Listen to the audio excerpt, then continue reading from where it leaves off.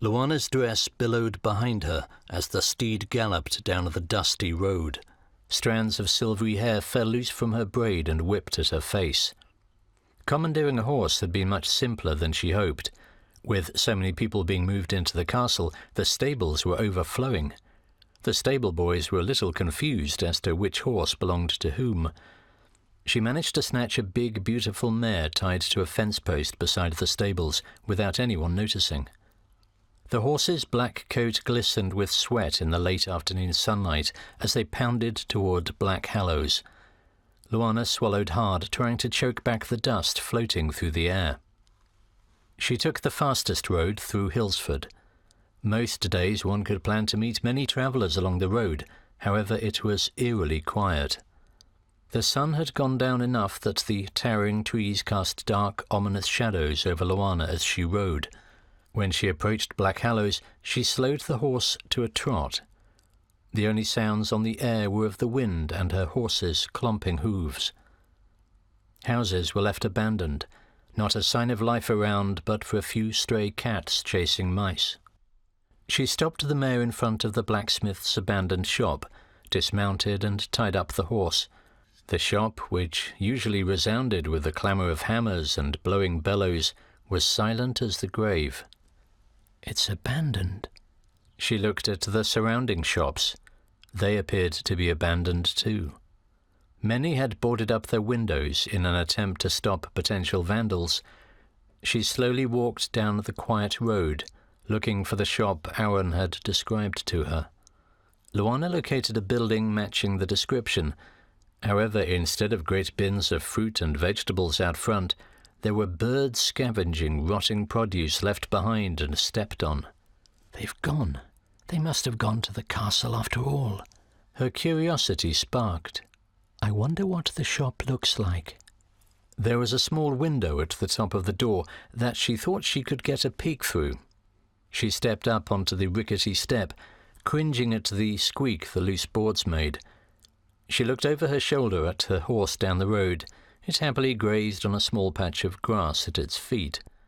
She took another step and jumped when she heard the sound of movement coming from inside the shop. "Hello? Is anyone there?" Her heart seized in her chest. It could be scouts from Mirstone. What have I done? Luana turned on her heel as the door flew open behind her. She had already broken into a run when she heard heavy boots hit the steps. "I can make it." She urged her muscles to keep moving even as they screamed at her to stop. "Even if I make it to the horse, I won't have time to untie it." Her eyes searched the area. She spotted a hammer leant up against the side of the blacksmith's shop. She headed straight for it. Luana was a few quick paces from the hammer when rough hands grabbed her arm and spun her around. All she could make out was that it was a man wearing a tattered hooded cloak. Her terrified scream echoed through the air. She brought her knee up into the man's stomach, pulling him toward her so she could use the momentum to knock him to the ground. He let out a groan as his body hit the dirt. She turned, running toward the horse, when she heard her name. "Luana!" She skidded to a stop and turned. The man in a heap was still struggling to get up, and her mother and sister were running down the road toward her. "Mother? Lester?" Luana called. She looked back at the man and saw he was to his feet. He pulled back the hood. "Father?" Fursa ran to Hal John, but Lester ran straight into Luana's arms, nearly knocking her to the ground. "Oh, Luana, I thought I'd never see you again." Luana held her sister tightly as tears fought to escape her eyes. "Oh, Lester, I've missed you so much." She pulled away. "But why are you here? Why did you stay?" "Father didn't want to lose the shop," Lester said. Her tear-stained face looked worn, tired, and much too troubled for someone so young. Luana looked up as her mother walked over and embraced her. "Oh, my Luana, how beautiful you are." "I see you're still strong as a mule," Hal John said, brushing dust off his cloak. "Why are you here? Did you escape?" "Why am I here? Why are you here?" Luana snapped, pulling her little sister back into her arms. "Don't you even care enough about the safety of Lester to send her to the castle?" "Oh, there's nothing to be worried about," Hal John said. Grasmere troops are just up the way at Fagin Forest. They'll keep us safe. Nothing to worry about, Luana spat. Is that why you were all holed up in your shop with boards over your windows? Lester, you're coming with me. Furso reached out. Luana, no. The sound of several horses' whinnies cut through the air. It was followed by the sound of metal against metal. Luana turned her gaze up the road toward the sound. I believe those are your Grasmere soldiers. Quick, inside. Luana grabbed her sister's hand and ran for the shop. The sound of a man's painful scream tore through the air. Hurry, they're getting closer. Her sister tripped and fell in the dirt. My ankle. Luana knelt next to her. You must get up, Lester. There is no time. She pulled her sister to her feet and let her lean against her as they hobbled up the steps of the shop. Hurry, Fursa said, ushering them inside as Haljon pulled the door shut behind them, placing a beam across the back of the door to seal it. With the door closed, the shop was near black. There was no fire in the hearth, no candles or lanterns to light their way. The only light was the dim paleness that seeped from the window at the top of the door. Luana slowly led Lester toward the back stairs of the shop and lowered her down into a worn chair. She pulled a little table up to her and placed her sister's foot on it. Rest now. She petted her sister's head before walking over to the door. The sounds of fighting that had been so far away now sounded as though they were right outside the door. Shadows danced around the room from the torchlight moving outside with the Grasmere guards. Don't you worry now, Haljon whispered. They'll move on. Luana glared at her father through the dark. There would be nothing to worry about had he cared enough to get his family out of here when he should have. She opened her mouth to retort the thought when a roar shook the walls of the little shop. Everyone, including Luana, took in a gasping breath. Trolls, Lester whispered. Luana felt around into the dark for a chair. She picked it up and quietly placed it next to the door. She climbed on top of it and peered out of the little window. She was thankful the glass was dirty so she could avoid being seen. As her eye adjusted to the darkness and the dank condition of the window, Luana could see that the road was overrun with Grasmere soldiers and trolls. There were already bodies littering the street, though it appeared they were all that of trolls. However, the troll numbers were at least double that of the soldiers. They're outnumbered, Luana whispered. Please come down, pleaded Fursa. What if they see you? Shh, Luana scolded. She watched as several more trolls came running up from the road. Oh no, they're trying to surround them. Outside, the horses whinnied and nervously stamped their hooves as the troll horde formed around them. They'll be slaughtered, Luana said, forgetting to whisper. Lester whimpered. Mom, I'm scared. Shh, child, Fursa soothed, smoothing her daughter's hair back from her face. Luana, come away from the door. Luana brought her attention back outside. One of the men was shouting commands, though she couldn't make out the words over the clamour of armour movement and the horses' whinnies. The soldiers were tightening their formation. What few horses had not already fled fought their master's urgings, biting at their bits for control. The trolls remained nearly shoulder to shoulder around the group of soldiers. Though the ugly creatures paced in place and shifted their weight from one fat leg or the other, they remained unmoving. It's as though they are waiting for something. But what? It seemed, too, that the general in charge of the group of men was wondering the same thing. The inactivity of the trolls made the men all the more nervous. Suddenly, both man and beast went still. Their attention turned west toward Fagin Forest.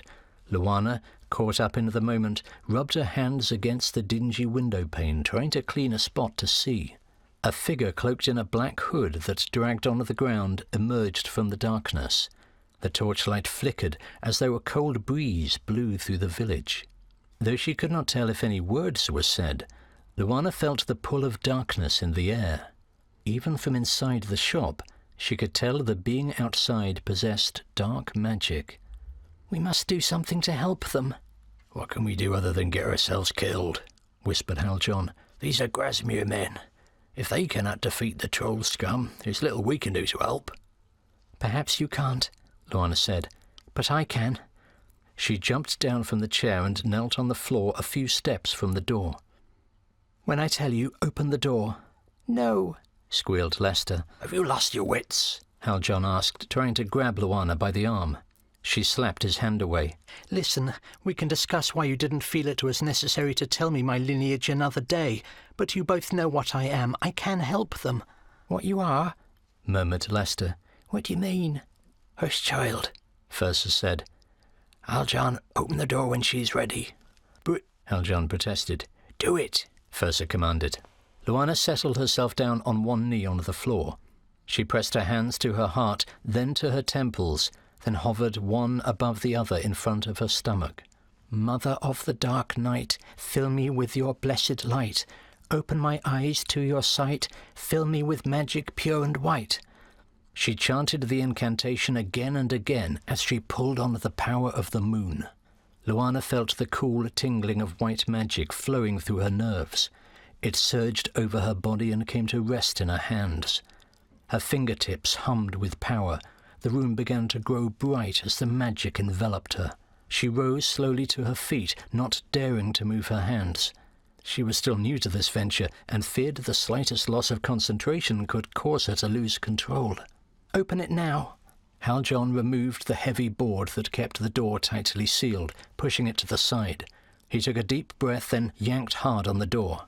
Luana slowly walked out into the darkness, drawing the attention of all who were there. The trolls began to shy away as she took steps towards them, the light causing them to recoil. However, the hooded figure turned toward Luana and hissed. It raised its hands towards the sky and murmured something indiscernible. A purple hue began to envelop it. "Leave this place," called out Luana.